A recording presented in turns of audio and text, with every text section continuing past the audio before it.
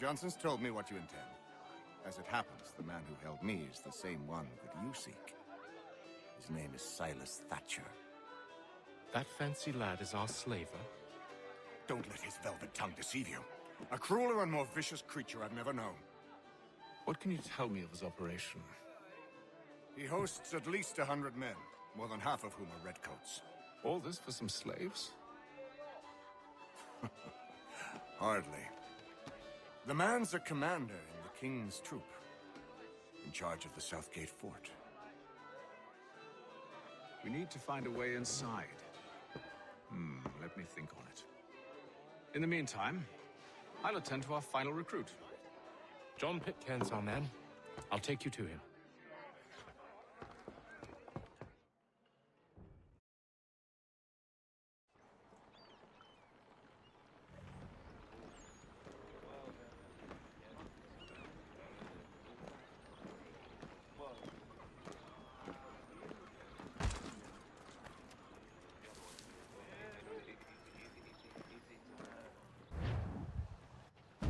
State your business. New recruit. More kindling for the pyre, eh? Well, go on then. How'd you manage that? Did you forget, sir? My commission is with General Braddock. When I'm not attending to you, of course.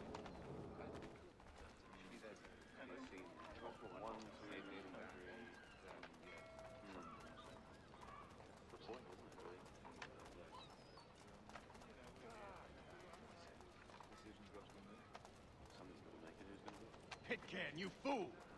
Your acts are treacherous. Give me one good reason. I shouldn't kill you right now. Were you planning to announce yourself, or did you hope my men wouldn't notice your arrival? If you'll allow me to explain. Ho ho! By all means. I should like very much to hear this. I have not deserted, sir. I am here under Commander Amherst's orders. Show me a letter bearing his seal, and you might be spared the gallows. I have no such thing. The nature of my work, sir. It's the sort of thing best not put to paper. Haytham. General Braddock? I suppose I shouldn't be surprised. Wolves often travel in packs. Master Pitcairn won't be here for but a few weeks. I shall return him to his proper post once our work is finished. The devil's work, no doubt. It's bad enough my superiors have insisted I grant you use of Charles. But they said nothing about this traitor. You'll not have him. Edward, listen to reason. We're done here. See these gentlemen out.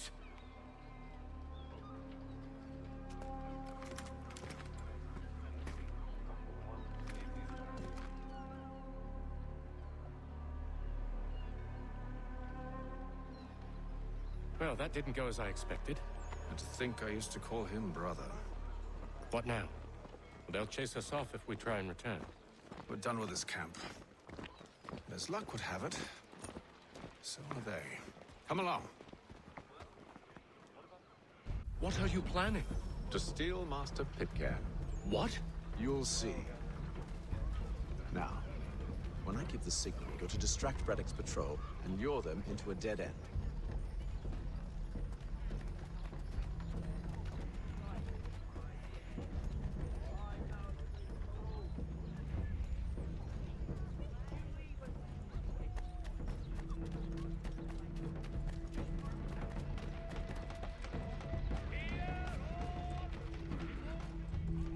Where shall we head next? Perhaps down Marlborough.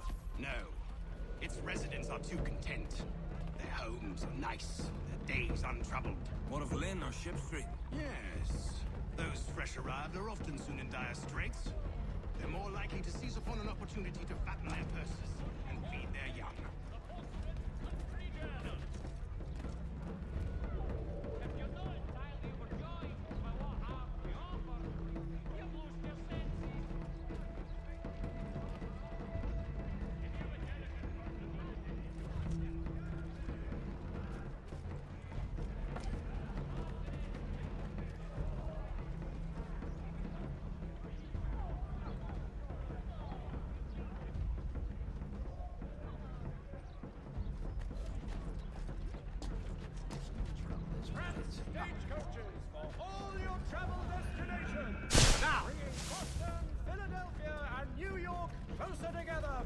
for 20 years.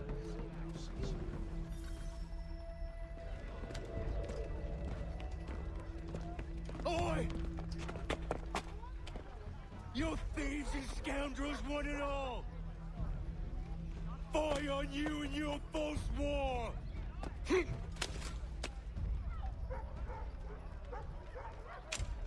After him!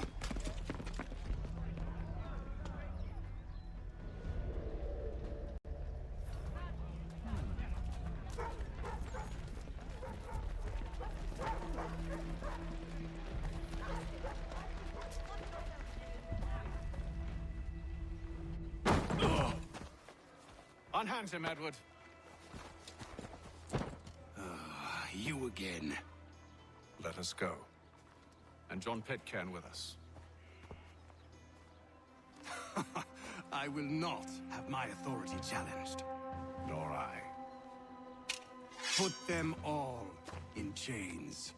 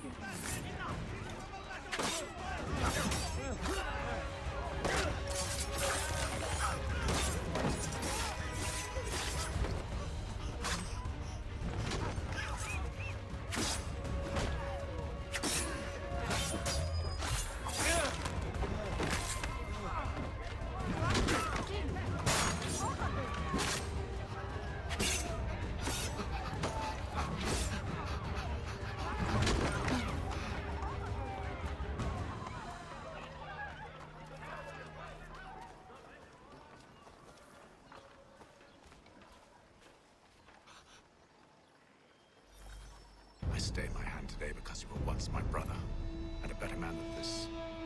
Or should our paths ever cross again, all debts will be forgotten.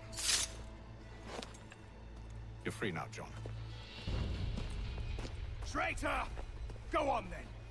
Join them on their fool's errand. And when you find yourself lying I assume broken- you've good reason for causing all this madness. What is it you require of me? I'll explain everything on the way.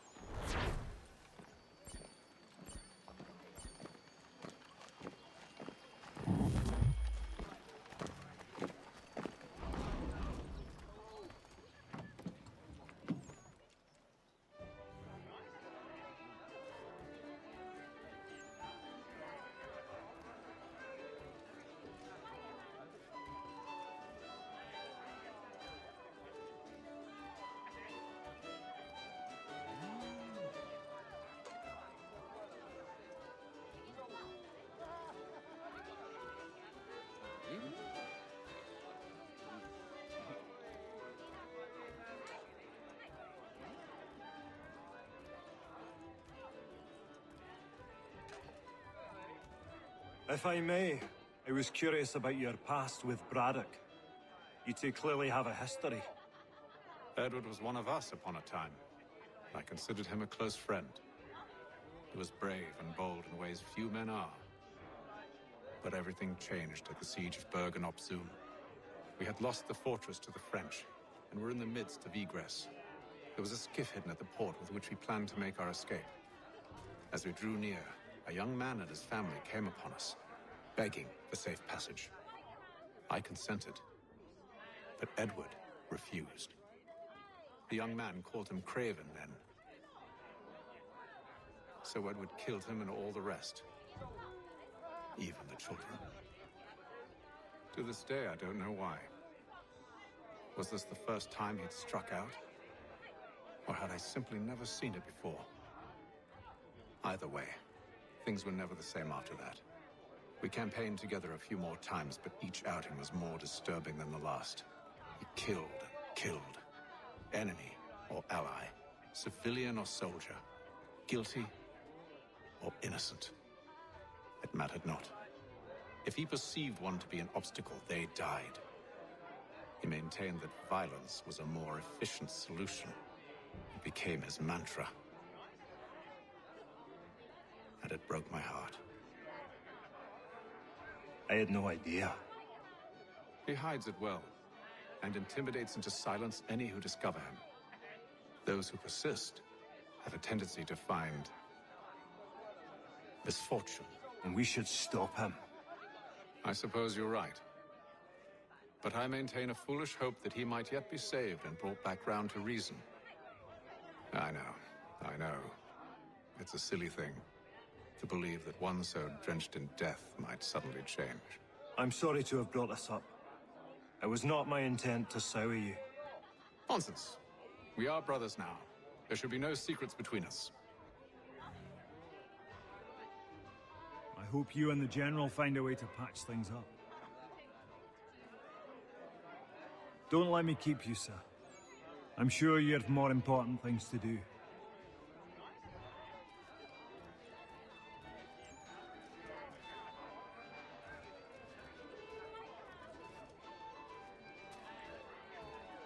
So, a question for you. Why medicine? I'm supposed to tell you I care for my fellow man, right? That I chose this path because it allows me to accomplish the greater good. Are these things not true? Perhaps, but that's not what guided me, no. For me, it was a less abstract thing. I like money. There are other paths to fortune. But what better ware to peddle than life? Nothing else is as precious nor so desperately craved. And no price is too great for the man or woman who fears an abrupt and permanent end. Your words are cruel, Benjamin. But true as well. You took an oath to help people, did you not? I abide the oath, which makes no mention of price. I merely require compensation, fair compensation, for my services. And if they lack the required funds? Then there are others who will serve them. Does a baker grant free bread to a beggar? Does the tailor offer a dress to the woman who cannot afford to pay? No. Why should I? You said it yourself. Nothing is more precious than life. Indeed. All the more reason one should ensure they have the means to preserve it.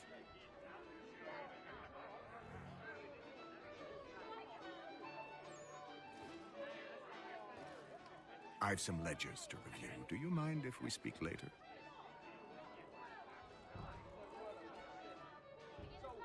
Sorry, Hathan, but I'm in the midst of something.